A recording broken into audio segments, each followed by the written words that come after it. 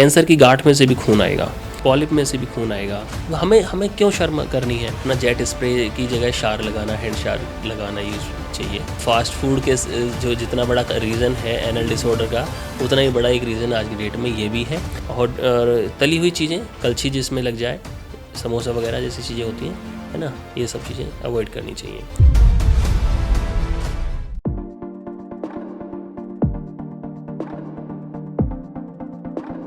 तुम मेरी जिंदगी के ना नासूर बन चुके हो, बहुत दर्द दे रहे हो। सुना है कभी आपने ऐसा डायलॉग? मैंने बहुत सुना है, लेकिन कभी इस डायलॉग के एक लाइन पर भरोसा किया, विश्वास किया, या फिर उस लाइन का दर्द समझने की कोशिश की है? नासूर कायदे से देखा जाए भैया तो ये एक ऐसी चीज है जिसके बारे में कोई बात नहीं करना चाहता। डायलॉग भले मार देगा, लेकिन न तो वो चाहेगा कि उसको इस दिक्कत, इस पेन से जूझना पड़े, और ना ही वो कई बार इसके बारे में जानते होंगे। आज बातरस के जो मेहमान हैं वो इसके एक्सपर्ट हैं। वो हर नासूर को जड़ से उखाड़ फेंकने के माहिर कलाकार हैं। कलाकार इसलिए कह रहा हूं क्योंकि अब तक 10,000 से ज़्यादा बार वो परफॉर्म कर चुके हैं। 10,000 से ज़्यादा पेशेंट को वो उनके इस दर्द को काफूर कर चुके हैं, रफू चक्कर करा चुके हैं।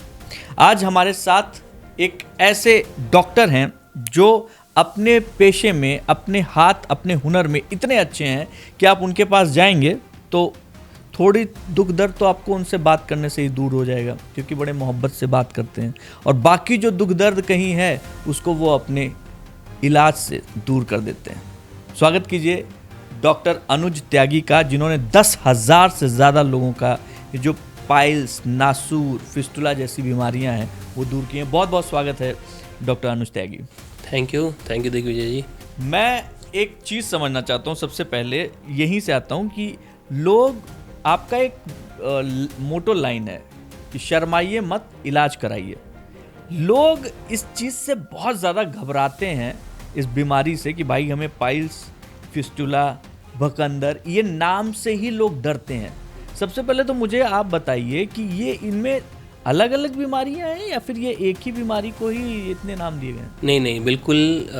मैं पहले तो मैं जो है अपने ऑडियंस का भी जो है वेलकम करता हूं फिर से, और दिग्विजय जी आपका भी बहुत बहुत मैं शुक्रगुजार हूं कि आज हम लोग इस इंटरव्यू पे हम लोग बात कर रहे हैं। ये बहुत ही सेंसिटिव टॉपिक है, हमेशा ही बहुत ही मेरे विचार से शायद हम लोग जो है इस विषय पे बात करना इतना कम पसंद करते हैं कि हम अपनी फैमिली में, इवन हस्बैंड वाइफ भी एक दूसरे को बताने में शर्माते हैं। जब मैं कभी कभी औषधि देता हूँ तो हस्बैंड को बोलता हूँ कि आप वाइफ की, या वाइफ से बोलता हूँ कि आप इनकी हेल्प कर दीजिएगा लगाने भर में, तो भी नहीं कर पाते हैं इस शर्म की वजह से। तो इतनी ये गुदामार्ग संबंधित जो बीमारियां हैं, पाइल्स, फिशर, फिस्टुला, नासूर, एनल पॉलिप, रेक्टल पॉलिप, ये इस तरह की बीमारियां हैं सब की सब, जो हम लोग जो हैं बड़े ही संजीदगी से इसको बताने में भी शर्माते हैं या फिर परेशान होते रहते हैं। लेकिन कहीं ना कहीं जब इसमें मुझे समझ में नहीं आता कि पब्लिक जब एक हम लोग मतलब गुड टच और बैड टच के बारे में अपने बच्चों को आज की डेट में एजुकेट कर रहे हैं, तो क्यों नहीं हम लोग जो है पाइल्स या गुदामार्ग संबंधित बीमारी के लिए इसमें बता पा रहे हैं। देखिए, जीवन में जो है यंग एज, बचपन में होते हैं तो पेरेंट जो है अपने बच्चे से 5-7 साल तक जो है, जब तक बच्चा टॉयलेट में जाता है और पानी डालने जाते हैं उसके ऊपर में मल त्याग के बाद में, तो वहाँ पर बताते हैं कि भाई कैसा मल जा रहा है, तो डॉक्टर के पास जाते हैं। लेकिन क्या बात हो गई कि बच्चा 8 साल का हो और आपने उस विषय पर बात ही करनी बंद कर दी। बच्चे को हो सकता है कि हार्ड स्टूल आ रहा हो सकता है बच्चे ने ऑफिस में, अपने स्कूल में, कि बच्चे ने स्कूल में अपने जो है कॉन्स्टिपेशन को रोका हो मल त्याग के लिए, और उसकी बाद से उसे कॉन्स्टिपेशन बना। क्या दिक्कत है कि एक बेटी अपने पापा से या अपने भाई से या अपनी मम्मी से नहीं बता सकती कि अगर मुझे कॉन्स्टिपेशन है, कब्जियत है, तो मैं ब्लड उसको, उसकी वजह से ब्लड जा रहा है, खून जा रहा है, और वो बता नहीं सकती डर के मारे, जब वो उसकी एज 14 साल 17 साल हो जाती है। क्या कारण है इस सब के पीछे? और वो शर्माती रहती है। मोस्ट ऑफ द फीमेल्स को हम लोग ये समझते हैं कि जो पाइल्स, फिस्टुला जैसी बीमारियां होती हैं वो अपनी एक ज़्यादातर हम समझते हैं कि डिलीवरी होने के बाद में या प्रेगनेंसी के दौरान होती है। लेकिन यंग फीमेल्स में जो है ये 17, 18, 20 साल तक की एज में भी हो जाती है, बिकॉज ऑफ रीज़न कि उसको कॉन्स्टिपेशन बचपन से रहा और 17-18 साल आते आते उसको कुछ छोटी सी स्किन जैसी लटकने के लिए बादी मस्सा या फिर हमें जो है फिशर डेवलप हो गया। और फिर चलते हैं जब उससे ज़्यादा दिक्कतें और दर्द आना शुरू हो जाता है, क्योंकि जैसे जैसे हम यंग एज में आते हैं हमारे मांसपेशियां भरती हैं, तो जो गुदामार्ग की मांसपेशियां होती हैं वो उनके अंदर में ताकत आनी शुरू हो जाती है। उसके चलते जब वो ताकत आती है मांसपेशियों में तो होता क्या है कि एनल स्पाज्म हम लोग उसको बोलते हैं, यानी कि गुदामार्ग की जो मांसपेशियां होती हैं वो उनमें ऐंठन आ जाती है और वो हार्ड स्टूल होने की वजह से वो खुल नहीं पाती, जिसकी वजह से उसे क्रैक करते हुए निकल जाता है और एनल फिशर डेवलप हो जाते हैं। अलग अलग, अच्छा ये फिशर और फिस्टुला ये सब अलग अलग होते हैं? जी हाँ, बिल्कुल बिल्कुल। पाइल्स अलग है, अच्छा फिशर अलग है, अच्छा। फिस्टुला अलग है। एक पेशेंट को फिस्टुला, एनल फिस्टुला जिसे हम भगंदर कहते हैं, अच्छा आमतौर पे आपने देखा होगा कि भगंदर दीवारों पे लिखा हुआ है। एग्जैक्टली दीवारों पे लिखा हुआ है और सबसे ज़्यादा जो है दीवारों पे यही लिखा रहता है, एक इंजेक्शन में अब बकंदर का इलाज कराएं या एक इंजेक्शन में इस नासूर को हमेशा के लिए जड़ से ख़त्म कराएं, ऐसा है। लेकिन है ना, बवासीर के लिए बहुत लिखा रहता है कि बवासीर का एक इंजेक्शन द्वारा जड़ से इलाज या हाँ। इस तरह से। देखिए, एक इंजेक्शन के द्वारा जड़ से इलाज कुछ नहीं होता है। बेसिकली जो पुराना ट्रेडिशनल जो डॉक्टर्स हैं, जैसे आप लोग जानते होंगे कि पिछले 8-7 सालों से फिर भी जो है अब लोग अपने आप से, जैसे मतलब मैं अगर कहीं पर भी सोसाइटी में जाता हूँ तो मैं मुझसे कोई पूछता है कि सर आप क्या करते हो, तो मैं उसको बताता हूँ कि भाई मैं ये है। 10 में से 5 लोग मुझे अपने आप बता देते हैं चुपचाप आकर के, सर वहाँ पर तो करेंगे, अच्छा सर थोड़ा सा आप इस काम को करते हैं, अच्छा। फिर सेपरेटली जैसे होंगे ना तो उन्हीं में से एक बंदा निकल करके आ जाएगा कि सर मुझे तो ये दिक्कत है।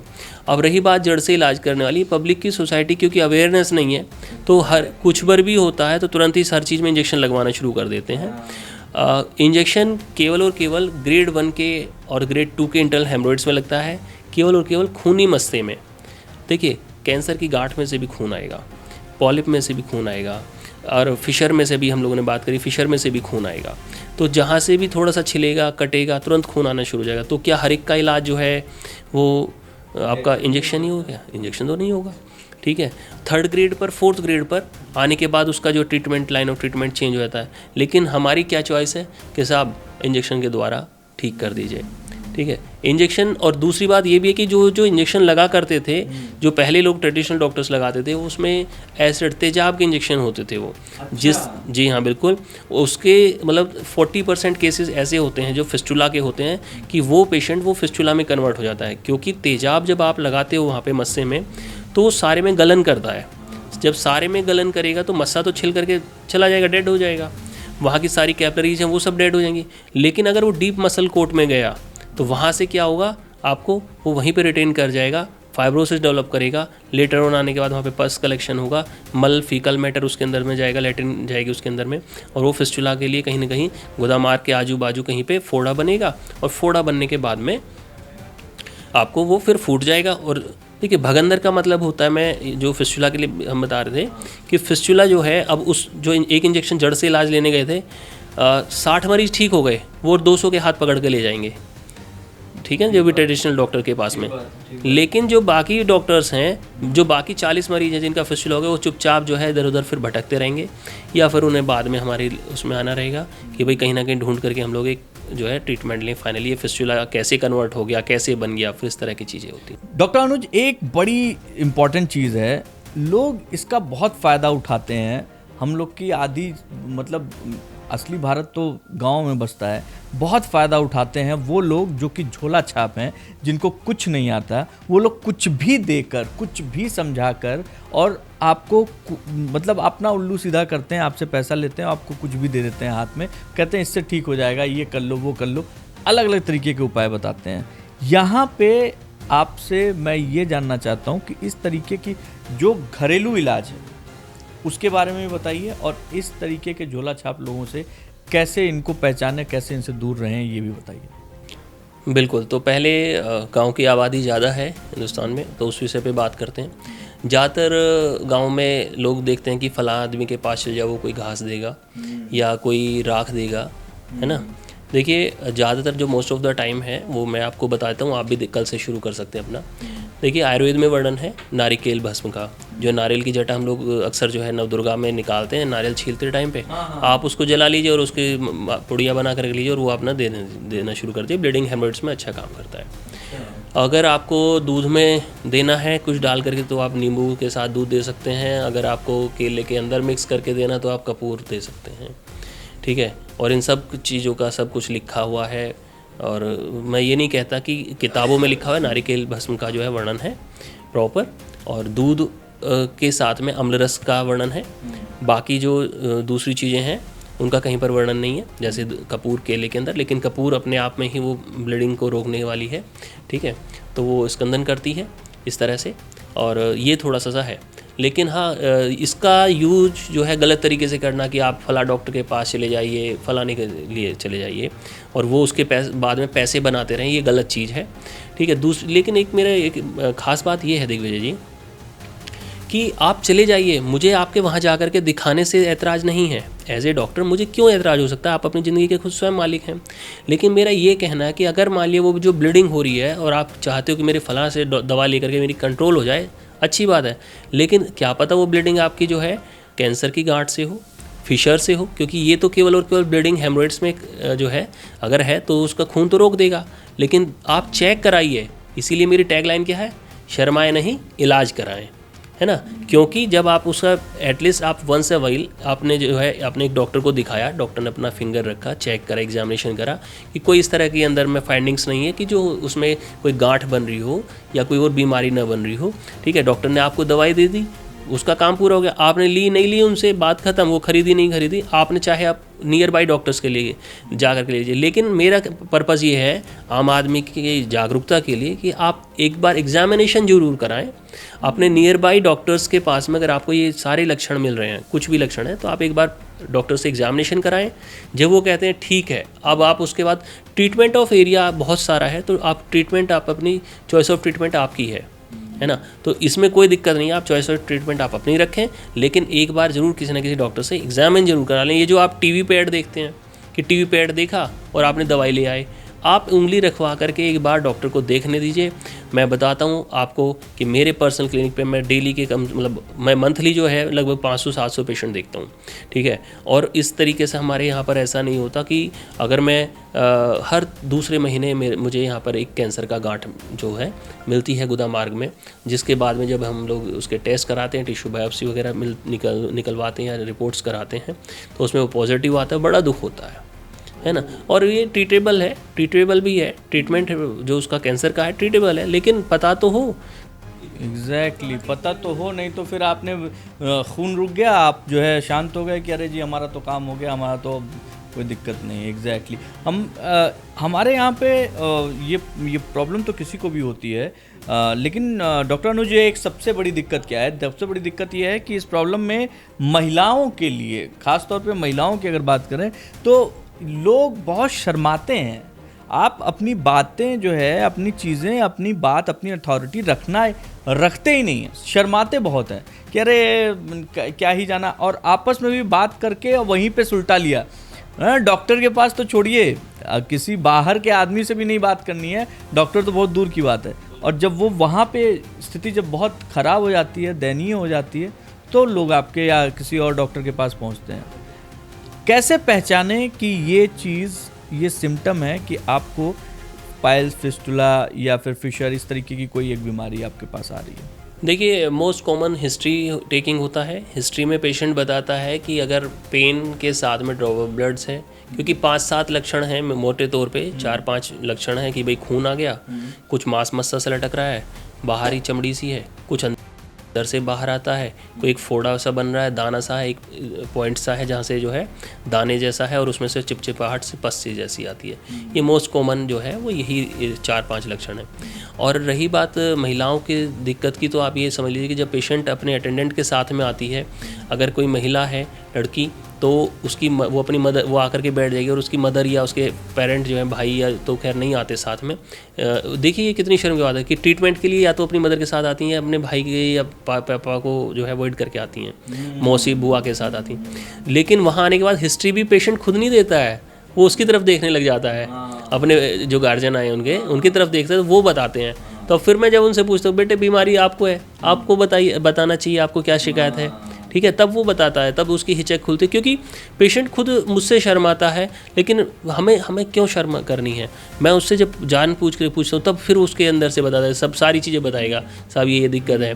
तो महिलाओं के लिए भी हमारे जैसे मतलब मैं तो पर्सनली जो है महिलाओं के लिए महिला स्टाफ्स होती हैं, प्रॉपर कवर करती हैं, कोई शर्माने की बात ही नहीं रह गई है कि कहीं से भी जरा भी शरीर दिखाई देता हो, ठीक है। तो अच्छे से एग्जामिन होता है, प्रॉपर एक जो है लाइन ऑफ ट्रीटमेंट है। अगर डिजिटल एग्जामिनेशन की ज़रूरत होती है तो डिजिटल एग्जामिनेशन प्रोक्टोस्कोपी कराते हैं, उसके बाद पेशेंट को अपनी चीज़ें समझ में आती हैं, है ना, तो ट्रीटमेंट करना आसान हो जाता है।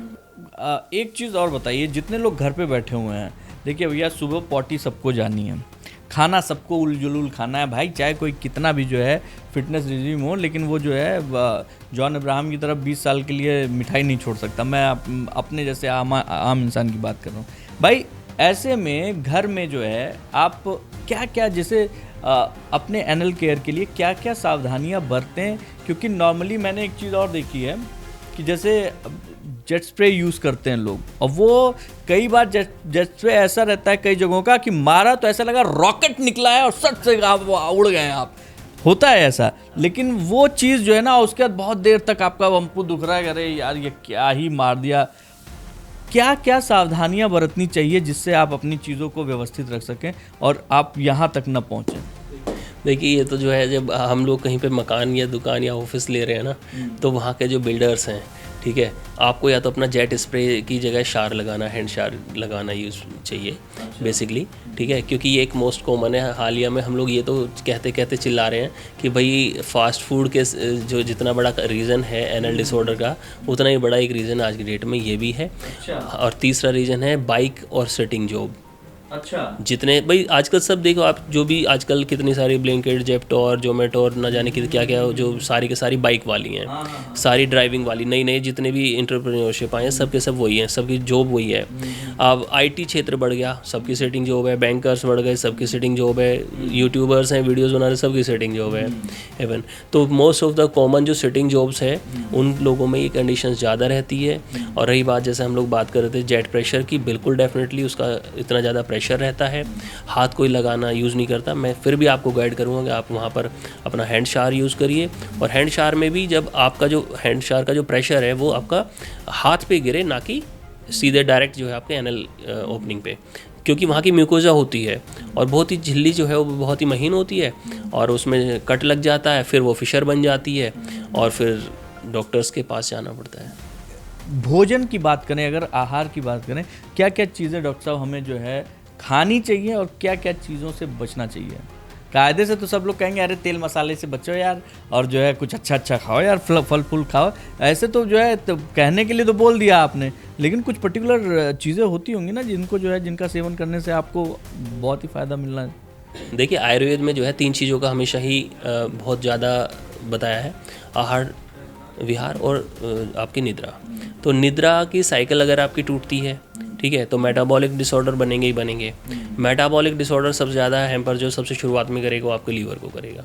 और लीवर का जो ब्लड सर्कुलेशन जो इवन अब जो स्टडी आ रही है वो ये भी है कि डायबिटीज़ के लिए, कि डायबिटीज़ जो है उसमें पहले लीवर इन्वॉल्व है, बाद में डायबिटीज़ है। ये सारे के सारे जो हैं ये मेटाबॉलिक डिसऑर्डर हैं, ठीक है, चाहे हाँ लिपिड्स डिस्टर्ब हो जाएं, ब्लड प्रेशर है या फिर थायराइड है और शुगर है। अब जो ब्लड प्रेशर अपना बनता है, लीवर का अपना एक सेपरेट हेपेटिक ब्लड प्रेशर रहता है, ठीक है। तो हेपेटिक सर्कुलेशन की से जो नसें निकलती हैं वो एनल कैनाल की तरफ जाती हैं, ठीक है। अब एनल कैनाल जब आपकी नींद डिस्टर्ब हुई तो एनल कैनाल तक के कुशन्स आपके गड़बड़ हो जाएंगे। और जो हेमरोइड्स हैं, है ना, हेमरोइड्स जो पाइल्स हैं अपने, वो उसका रिलेशन कहाँ से, लीवर से है। तो नींद आपको मेंटेन करनी पड़ेगी। आपको खाने पीने के लिए मैं वैसे ही बोलूँगा जैसे मैं मेरी क्लिनिक पे बोलता हूँ कि खाने पीने में क्या खाना है। तो खाने पीने में जो घिया, लौकी, तोरी, मूंग की दाल, दलिया, खिचड़ी जैसी चीज़ें खानी, अगर आप इससे इफेक्टेड हो चुके हैं तो। अगर जो नहीं खाना है वो है उड़द की दाल, कटहल, राजमा, छोले भटूरे, मैदा, बेसन, hot dog, pizza, burger, chicken, chow mein, chaap, chilli potato, puri पकवान जैसी चीज़ें जिसमें कलछी लग जाए उनसे आप दूर रहें, समोसा वगैरह। एक बार जो है मैं चाहूँगा फिर से जो नहीं खाना है उसको इसी तरीके से पढ़ दीजिए जैसे आपने अभी पढ़ा है। क्या नहीं खाना है? हाँ, वो है उड़द की दाल, कटहल, rajma, chole bhature, hot dog, pizza, burger, chicken, chow mein, chaap, chilli potato और तली हुई चीज़ें, कलछी जिसमें लग जाए, समोसा वगैरह जैसी चीज़ें होती हैं, है ना, ये सब चीज़ें अवॉइड करनी चाहिए। अगर आप बहुत ज़्यादा बार आपको दूध भी कई दफ़ा बंद करना पड़ता है पेशेंट का, कि अगर नंबर ऑफ़ मोशंस पेशेंट को देखिए ज़्यादा होता है, हम लोग अक्सर क्या समझते हैं कि कब्ज है तो पाइल्स है तो खून आया तो कट लगा। मैं कहता हूँ अगर आपको 6 बार लैट्रिन जा रहे हो और ढीली लैट्रिन जा रही है तब भी गड़बड़ है, क्योंकि मोशन तो हमें 1 या 2 बार ही जाना है, और ऐसी कंडीशंस में हमें उसकी डाइट पे ही केवल और केवल काम करना है। और बहम ऐसी चीज़ है, एक बार नीचे जरा सी जलन हुई ना, मरीज पहले 6 महीने साल भर तक तो उसे छुपा के रखेगा, और उसके बाद में फिर उस तरह से रखेगा कि ना चाह करके जो है बस क्या ही कहना है। और फिर जब वो आएगा दुखी होकर के 1-1.5 साल बाद, तब तक वो इतना ज़्यादा हैम्पर हो चुका होगा, मेंटली डिस्टर्ब हो चुका होगा, ना उसका काम में ध्यान लगेगा ना मन। एकदम सही बात, एकदम सही बात है। यहाँ पे आपको जो नंबर नीचे फ्लैश हो रहा है ना, ये डॉक्टर अनुज त्यागी का नंबर है, आप इनसे डायरेक्ट भी बात कर सकते हैं, क्योंकि बहुत लोग यहाँ पे हैं जो बात करना चाह रहे होंगे, लेकिन वही बात है कि शर्माइए मत, इलाज कराइए, लेकिन आप बहुत कारणों से शर्म के मारे या फिर किसी झिझक के मारे आप कहीं नहीं गए होंगे। कोई बात नहीं, आपके पास फ़ोन नंबर मैं उपलब्ध करा रहा हूँ, आप कॉल कर लीजिएगा, बाकी की बातें वहाँ पे हो जाएंगी। गाज़ियाबाद में ही रहते हैं, ज़्यादा दूर नहीं है। अच्छा, आगे चलते हैं। 3 तरीके के ख़ास तौर पे ट्रीटमेंट के बारे में हमने जो है इसके सुना है। एक लेज़र ट्रीटमेंट बड़ा जो है, क्या नाम है वो है सर, मतलब इन है कि लेज़र ट्रीटमेंट करा लो, स्टेपलर ट्रीटमेंट करा लो, या फिर गन ट्रीटमेंट करा लो। ये क्या है, इसमें क्या अंतर है और कौन सा ट्रीटमेंट कराना सही होता है? देखिए, ट्रीटमेंट सारे अच्छे हैं, ट्रीटमेंट में कोई दो राय नहीं, ट्रीटमेंट सारे अच्छे हैं। और मेरा या किसी भी डॉक्टर का अपने पेशेंट को सिर्फ और सिर्फ एक गोल है, उसको ठीक करने का। ठीक है, डिपेंड्स ऑन आपकी पेशेंट की जो आपकी इश्यूज़ हैं उनके लिए कौन सी चीज़ जो है वो फ़ायदेमंद है, डिपेंड्स ऑन उस ट्रीटमेंट के रिकरेंस रेशियो कितने हैं, ये सारी चीज़ें देख करके ही चलना चाहिए ट्रीटमेंट के लिए। लेज़र ट्रीटमेंट आज की डेट में देख रहे हैं, ये एनर्जी ट्रीटमेंट है एक तरह का। जैसे हम लोग पहले आयुर्वेद में जो वर्णन लिखा गया है वो अग्निकर्मा का लिखा गया है। एनर्जी का सोर्स सूरज अग्नि है, उसके बाद में कोटरी आ गई। आजकल आप देखते हैं कि डेड बॉडी को भी जलाने के लिए हम लोग जो है वो इलेक्ट्रिक कोटरी का यूज़ कर रहे हैं। उसके अलावा जो हम लोग कर ही रहे हैं, रेडियो फ्रिक्वेंसी एक क्रायो है बाद में आई, और उसके बाद में अब लेज़र नहीं आई है। तो लेज़र में भी वही है कि आपने एनर्जी जनरेट करी और उससे के थ्रू आप गए एनल कैनाल के साइड से, और आपने जो ब्लड सर्कुलेशन यानी जो आपकी वहाँ की नसें हैं जो फूल करके मस्सा बना रही हैं, उनको पीछे जाके उन्हें रोक दिया, वो उसका लेज़र ट्रीटमेंट कहते हैं। अब फिस्चुला में है, जैसे फिस्चुला में क्या हो रहा है कि हमारे पेशेंट को उसमें लेज़र के रिकरेंस अगर आप देखेंगे तो कंपैरिजन जो है वो थोड़ा सा ज़्यादा है। ठीक है, दूसरी चीज़ है, अब जैसे स्टेपलर का देखते हैं कि स्टेपलर वाले पेशेंट्स का देख रहे हैं, है ना, तो उस ऐसी कंडीशन में वो केवल हेमरोइड्स के लिए है, लेकिन हम सिर्फ और सिर्फ ये सोचें कि ये टेक्निक क्या मेरे लिए बनी है। ठीक है, जैसे रबर बैंड लाइगेशन के लिए आपने पूछा, रबर बैंड लाइगेशन एक टाइम ऐसा था कि बहुत ज़्यादा फायर में था कि गन आती थी, कॉस्टली गन होती थी, पेशेंट को लगता था कि ये तो पेनलेस है, बस गए शटदेसी अंदर में पहुँचे, डॉक्टर ने शूट किया और गन जो छल्ला है उसके ऊपर इस तरह से प्लेस हो जाता था। जैसे ये मस्सा है, शूट किया, उस यहाँ पर छल्ला रहता था, वो इस पे से रपट करके इस मस्से पे चढ़ जाता था। लेकिन जैसे ही वो नेक्रोस होकर के मरना शुरू होता था मस्सा, उसका ब्लड सर्कुलेशन जो है डेड होता था, तो वो मुरझा जाता था। मुरझाने के बाद में वो उसका क्या छल्ला जो है वो रपट करके रबर बैंड वो कई दफ़ा उतरने की कंडीशन बन जाती थी।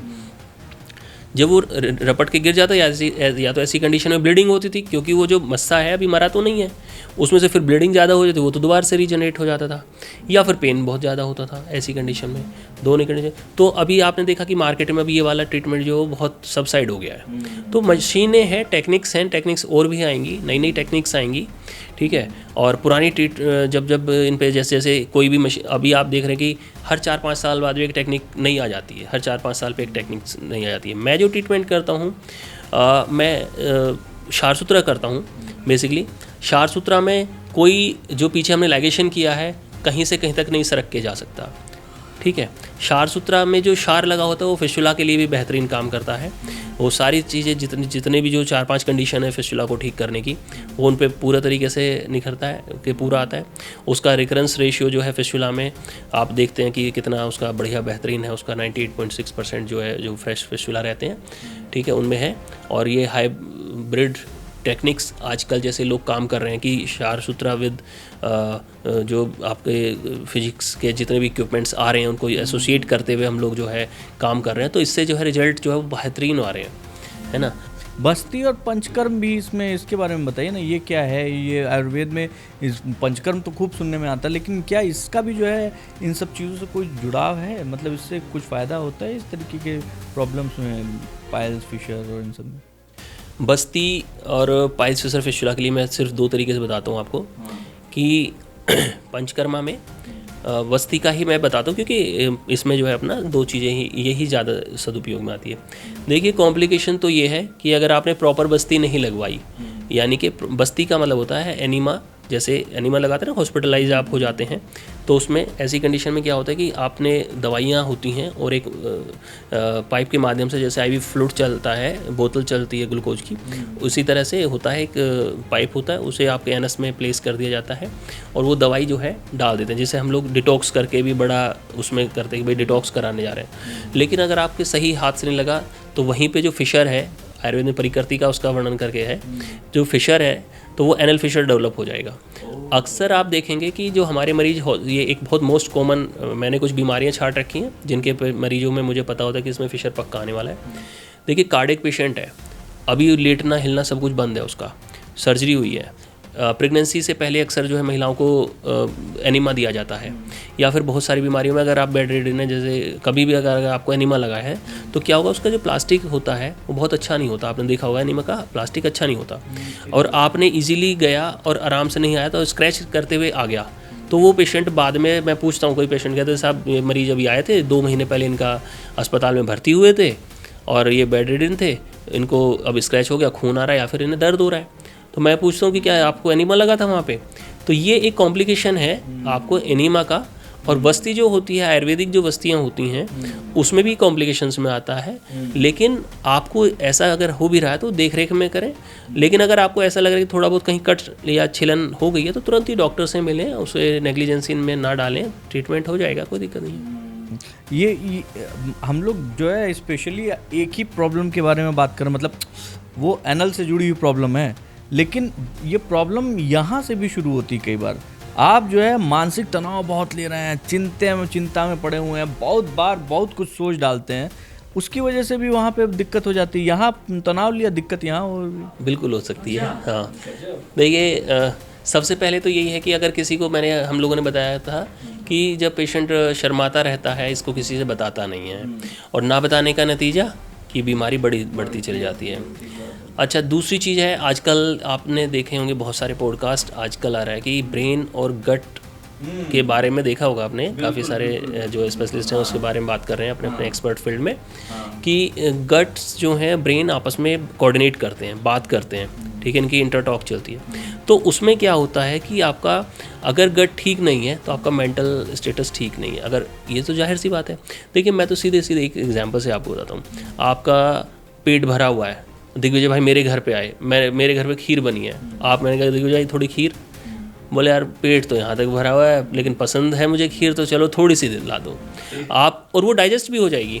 लेकिन आप कहीं से, मान लिया कहीं किसी कम्युनिकेशन में से आए हैं और सब भूखे भी, आपने कुछ खाया नहीं है, लेकिन उस दिन आपके अंदर जज्बात जो इमोशंस आ रहे हैं, बार बार आप जो है, कल रात से आपने कुछ नहीं खाया, सब कह रहे हैं भाई कुछ खा लो, बोले नहीं है मन। क्यों? क्योंकि आपका उस दिन जो सेंस है वो उस दिन काम ही नहीं कर रहा। आपके ब्रेन ने आपके गट को सिक्रीट करने के लिए, हार्मोन सिक्रीट करने के लिए ऑर्डर ही नहीं दे रहा है कि आपके इमोशंस जो हैं उस दिन हावी हुए हैं, जिसकी वजह से जो आपके हार्मोन्स हैं, जो आपके हमारे गट के जो सिक्रीशंस हैं, हमारे गैस्ट्रिक जूस हैं, उनको अलाउ ही नहीं कर रहा है कि आपको भूख फील हो। मैं एकदम रिलेट कर रहा हूँ। अब जैसे आप कभी वहाँ जाइए, किसी के दाह संस्कार इत्यादि में चले जाइए, और आप अगर वहाँ से वापस लौट रहे हैं, आप बहुत दुखी हैं ना, तो आप चाहकर भी आपके मुंह से निवाला नहीं उतरता, क्योंकि आप कहते हैं यार मन नहीं कर रहा है, मैं नहीं खा पाऊंगा। चाहे जिस भी स्थिति, मतलब नॉर्मली पेट अपना एक क्लॉक चलाता है डॉक्टर साहब, लेकिन वो उस समय वो क्लॉक भी बंद हो जाता है। क्यों? क्योंकि आप दिमाग से शट डाउन हो रखे हैं कि भैया मुझे नहीं खाना है, मेरा मन नहीं ठीक है। तो मतलब तन का सीधा संबंध मन से है, और मन का सीधा संबंध आपके जो है आपके डाइजेशन से है, और डाइजेशन डिस्टर्ब होगा तो पाइल्स आएंगे आएंगे। अच्छा, मैं अब आपको बताता हूँ कि मेरे पास में मैं बहुत सारे पेशेंट वापस भेज देता हूँ। आज ही मैंने पेशेंट वापस भेजा, और मैं सबसे अच्छा एग्जांपल देता हूँ कि पेशेंट को जो है, ये मैंने बताया ना आपको, ये जो आपने एक क्वेश्चन पूछा था कि बंगाली डॉक्टर्स और ट्रेडिशनल डॉक्टर्स वाला, तो मैंने उसमें आपको बताया था कि बहुत उनको क्या है, देखिए आप आइए, आप लेटे, आपको कुछ दिखाई नहीं दे रहा, आपने पानी का छींटा मार दे, बोले लाइए 2000 5000 7000 रुपये। उसको किसी को क्या पता है, क्योंकि वो जगह अपने से दिखाई नहीं दे रही है। जब वो जगह आपको अपने से दिखाई नहीं दे रही है तो डॉक्टर ने क्या किया है, कैसे आप उस चीज़ को क्लियर करेंगे? ठीक है, अब इसमें जो डॉक्टर्स है, जो इसने, जैसे हम कहते हैं ना कि वो तो मेडिकल ऑथ लेकर के आ रहा है कि भाई मैं ना हिंदू हूँ ना मुस्लिम हूँ, मैं डॉक्टर हूँ, मेरे लिए कोई मरीज़ जो है इस चीज़ में नहीं आता है, मेरे लिए मरीज़ जो है वो मरीज़ है सिर्फ और सिर्फ। ठीक है, तो मेरे लिए मैं, लेकिन जिसने वो पढ़ाई करी नहीं है, जिसने ओथ खाई नहीं है, वो उसके लिए क्या है? उसके लिए तो उसे आज पूरे दिन का अपना घर का खर्चा निकालना है। ठीक है ना, तो ये चीज़ दिखाई नहीं दे रही है। अब ऐसी कंडीशन में अगर आपको प्रोक्टोस्कोप डाला, बता दिया भैया तुम्हें तो ये अंदर मस्सा है, इतना खर्चा लेगा, दिखा दिया। तो ऐसे एक पेशेंट मेरे पास में आता है कि मुंबई से आया, उसने आने के बाद में क्या था कि सर सुबह सुबह, मतलब उसका 2-3 दिन पहले फ़ोन आया कि सर मैं आ रहा हूँ, मुझे दिखाना है। दिखाने के बाद में आया सुबह सुबह, वो जो है मैंने सबसे पहले फर्स्ट ओपीडी में देखा उसको। उस पेशेंट को केवल और केवल क्या कंप्लेन थी, वो दिन भर में मोशन के लिए जाते टाइम पे अपना मोबाइल लेके जाता था, 20-25 मिनट आधा घंटा बैठ के आता था, और बोला सर मुझे ना इनकम्प्लीट इवैक्यूएशन होता है। और मतलब उसको हिस्ट्री थी इनकम्प्लीट इवैक्यूएशन की, मोशन का कई बार जाना, 4-5 बार जाना, हर बार उसे 20 मिनट का आधा घंटे का बैठना, यानी कि दिन भर में उसे आज 3 घंटे वहाँ बिताने और जोर लगाना। अब देखिए, एक तो आप एक्स्ट्रा ट्रेनिंग करने हैं, ग्रेविटेशनल फोर्स अपने आप का भी काम करता है, और जब हमारा ब्लड सर्कुलेशन एक्सचेंज होता है ना कैपिलरी से इंटरनल इंट्रा कैपिलर, कि भाई आपका आर्टरी और वेनस में, तो वहाँ पे कंजेशन भी डेवलप होता है। तो ऐसी कंडीशन में, जैसे मैं हमेशा बताऊँ, 4 पैर वाले जानवर को हमने कभी मस्से नहीं देखे, हम लोग 2 पैर वाले हैं, तो हमने ग्रेविटेशनल फोर्स की वजह से हम लोग देखते हैं हमारी हथेली पे, पैरों पे, पिंडलियों पे वेरिकोज वेन होती हैं, उसी का हिस्सा वेरिकोज वेन ही मस्से होते हैं। जो एनल कैनाल की नसें होती हैं, जो वो हैं वेरिकोज वेन है, वही हमारे मस्से होते हैं। आमतौर पे आपने सुना होगा ग्रेड 1 ग्रेड 2 के मस्से सबको होते हैं, ग्रेड 1 के मस्से, क्योंकि वो एनल कुशन भी हैं। एनीवे, वो लड़का आया, उसे हैबिट हो गई ज़्यादा बैठ के जोर लगाने की, तो जो गुदा मार के जो होठ हैं, एनल लिप हैं, वो उसको थोड़े थोड़े कंजेशन की वजह से फूलने लगे। मैंने देखा, उसे समझाया, ट्रीटमेंट के लिए वो पैसे लेके आया था पापा से, उसकी समझ में आई बात, सारा कुछ हुआ। ठीक है, और बोला कि साहब, डॉक्टर साहब, मैं कहा कि सर पापा ने पैसे तो दिए हैं, ये लड़का था 22-23 साल का, सर पापा ने तो पैसे दिए हैं ट्रीटमेंट के लिए, तो क्या मैं आज रात को इधर ही रुक जाऊँ, क्योंकि मेरे यहाँ पे रुकने की व्यवस्था है, कि सर मैं रात को इधर ही रुक जाऊँ क्या? मैं कहा हाँ रुक जाओ। मैं क्या करोगे? बोले सर पापा ने पैसे दिए, मैं दिल्ली घूमता हूँ 2 दिन। दिल्ली घूमा और 2 दिन रुक करके बड़े मज़े में गया। बहुत सारे पेशेंट हैं जो मेरे फेसबुक पे, यूट्यूब पे भी मुझे फॉलो करते हैं, मतलब वो ये कहते रहेंगे, मतलब जैसे कोई कमेंट कर देना कि इसमें ट्रीटमेंट में दर्द होता है, इसमें परेशान, तो वो लड़ने के लिए तैयार होते हैं, क्योंकि उनको पता है कि जो मेरे मरीज़ यहाँ पर आएंगे, डॉक्टर साहब ने मैं अगर उनको कहता कि तुम्हें कुछ भी है, चलो मैं इंजेक्शन लगा रहा हूँ, ये चीज़ है वो चीज़ है, ठीक है ना, तो पैसे दे के मज़े से जाते, मुझको भी फीस देते हैं। लेकिन यहाँ पर किस चीज़ की रिक्वायरमेंट है? एजुकेशन की। एनल के लिए डिसऑर्डर के बारे में अगर आपकी एजुकेशन है ना, अगर पेरेंट ही उसको ये चीज़ गाइड करते, बेटा ज़्यादा देर बैठना नहीं है, 2 से 5 मिनट बैठ के आओ, आप इतनी देर के लिए क्या करते हो पैखाने में, तो आपका जो है वो सब ठीक रहता, कोई दिक्कत नहीं है। वैसे मोबाइल लेके बाथरूम जाने का तो चलन बहुत तगड़ा, पहले अखबार लेके लोग जाते थे, अखबार ले जाके आदमी जाता था, है ना, पहले लोग अखबार लेके जाते थे, अब लोग मोबाइल लेके जाते हैं। ये मतलब कितना सही है, मतलब आपको गलत है। मोबाइल लेके जाएंगे तो फिशर साथ में लाएंगे, मत ले जाइएगा। डॉक्टर साहब, एक चीज़ और जो है, क्या नाम है, हम जानना चाहेंगे, ये सारा खेल जो है गट का है, तो गट में एक चीज़ है जो जिसका बार बार आपने नाम लिया, कॉन्स्टिपेशन, बार बार ये होता है, कब्ज़ हो रही है, कब्ज़ होने का कारण क्या है और कैसे इससे बचा जा सकता है? हाँ, कब्ज होने का कारण, जैसे हम लोगों ने बात करी थी कि अगर आपकी लाइफस्टाइल डिसऑर्डर है, तो देखिए नींद ख़राब होती है, नींद डिस्टर्ब होती है आपकी। हाँ, तो कब्ज का अगर आप देखें किसी भी किताब में, कॉन्स्टिपेशन के लिए कहीं से भी कोई अलग से चैप्टर नहीं है कि कब्ज का एक कहीं भी वर्णन हो। विबंध करके लिखा जरूर है, विबंध का मतलब है कि आपको मल शुद्धे बन गए, आम भाषा में कहते हैं ना, गाँव देहात में पोटी हार्ड होकर के अंदर रुक गई। लेकिन कब्ज का कहीं पर डेफिनेशन या कब्ज का कहीं पर भी इस तरह से वर्णन नहीं है। अब बेसिकली क्या होता है ऐसी कंडीशन में, कब्ज का मतलब हम लोग समझते हैं कि गांठदार मल का आना, लेकिन मरीज वो भी आके कब्ज ही कहता है जिसका इनकम्प्लीट इवैक्यूएशन होता है, जिसको 6-6 बार लेटरिन, 8-8, 10-10, 12 बार जा रहा है, ठीक है, और ऐसी कंडीशन पे भी जा रहा है उसको। तो जो आप ये एक ब्रेस्टोल स्टूल चार्ट होता है, इसमें उसमें जो है 6 से 8 तरह के मल किस तरह की किस किस शेप में आता है, ये सब लिखा होता है, ठीक है। तो ऐसी कंडीशन में अगर आपका लग रहा है आपको हार्ड स्टूल जा रहा है तो आप रिच फाइबर डाइट खाइए। अगर आपको लग रहा है आप 5-5, 6-6 बार जा रहे हो तो इसका मतलब आपको इस तरह की औषधियों की ज़रूरत है जो मल स्तंभक हो, जो मल को बना के शेप बना कर भेजें, और जो आप खाना खा रहे हैं वो प्रॉपर डाइजेस्ट नहीं है, तो आपको कुछ ऐसी औषधियाँ भी लेनी पड़ेंगी जो आपके खाने को प्रॉपर डाइजेस्ट करें, ठीक है। तो खाने का यानी प्रॉपर पाक होना ज़रूरी है। उसके बाद में फाइबर ज़रूरी है कि मल जो है थोड़ा फुसफुसा आना चाहिए, स्पॉन्जी मल आना चाहिए, ठीक है। तीसरा जो है आपको पानी प्रॉपर मात्रा में पीनी चाहिए, ठीक है। पानी आप पी सकते हैं 6 से 8 गिलास तक पीते के लिए लोग कहते हैं, लेकिन हाँ इतना हमारा पता है इंडियन सिस्टम में हम लोग की डाइट इतनी अच्छी है, देखिए पानी, आलू टमाटर की सब्ज़ी खाएंगे तो पानी वाली, ठीक है, आप रायता साथ में लेंगे ही लेंगे।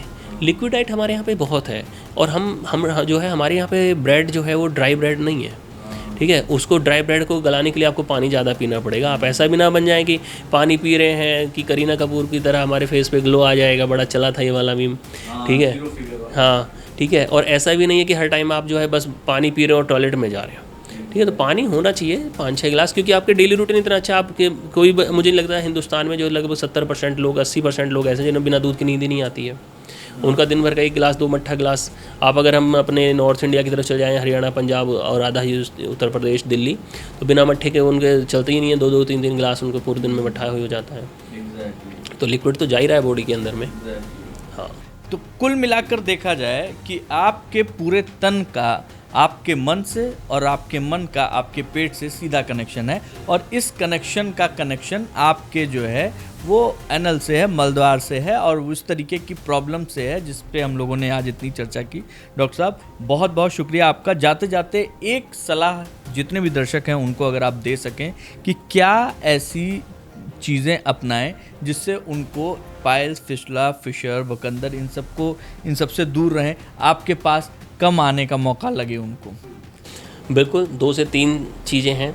आप जो है नॉर्मली, जैसे अभी सिटिंग हम लोग की इतनी देर हो गई है, तो इसके बाद में उठ करके नॉर्मली, क्योंकि मुझे पता है, तो हम लोग थोड़ा सा कीगल एक्सरसाइज कर लेंगे, ठीक है। क्योंकि हम लोग को बीच बीच में आप उठते रहें, उठने के दौरान में आप जैसे गुदामार्ग में मांसपेशियों को थोड़ा सा टाइट करना, स्क्वीज करना, ढीला छोड़ना, कीगल एक्सरसाइज की जैसे, इसको ये वाली एक्सरसाइज कर लेनी चाहिए बीच में। क्योंकि आज का सिटिंग जॉब ज़्यादा है, 8 घंटे के आप बैठ करके लगातार काम करते हैं, तो आपको कम से कम 8 बार तो ये करनी चाहिए, जिससे कि उस तरफ का जो ब्लड है वो कंजेशन जो है वो रिलीज़ हो जाए वहाँ से, ठीक है, सर्कुलेशन जो है वहाँ से एक्टिव हो जाए। अगर आपको देखिए बाइसेप्स बनानी है तो अलग तरह की मसल एक्सरसाइज है, और ट्राइसेप्स बनानी तो उसके लिए अलग तरह की एक्सरसाइज है। तो एनल कैनाल का कंजेशन रिलीज हो जाए, उससे क्या है ना, पंपिंग, क्यों उस दिन बाइसेप्स फूलेगी, क्योंकि ब्लड जो है उधर की तरफ वहाँ पे काम हो रहा है, ज़्यादा न्यूट्रिशन लेके जाएगा। तो ऐसे ही एनल कैनाल की आप मसल्स की एक्सरसाइज करेंगे तो उधर की तरफ जो है आपको ब्लड सर्कुलेशन ज़्यादा एक्सचेंज होगा, तो उससे क्या है वहाँ पे हेल्दी जो है आपको पाइल्स जैसी चीज़ें नहीं बनेंगी, कंजेशन रिलीज हो जाएगा। दूसरी चीज़ है, आप कुछ भी अगर जैसी थोड़ी भी इरिटेशन हो रही है तो नॉर्मली आप घर पे कोई भी, चाहे नारियल का तेल या इस तरह की चीज़ें अप्लाई कर सकते हैं। फाइबर डाइट ज़्यादा खा सकते हैं जैसे मैंने बताया, लेकिन वो लोग जो है जिनको मल त्याग की समस्या बार बार या ज़्यादा बार दिन में जा रही है, वो हम लोग के यहाँ पे एक यूनिवर्सल फ्रूट है पपीता, हम लोग हर चीज़ में लेके चलते हैं, बीमार हुआ तो पपीता, लेकिन उनके लिए पपीता नहीं है जो दिन भर में कई बार जा रहे हैं, वो इस तरह का फल ना लें। लेकिन उसके अलावा वो अनार जैसी चीज़ ले सकते हैं, उसके अलावा वो केला जैसी चीज़ लग सकते हैं, बेल पत्थर जैसी चीज़ ले सकते हैं जो इनकी गिनती ज़्यादा है।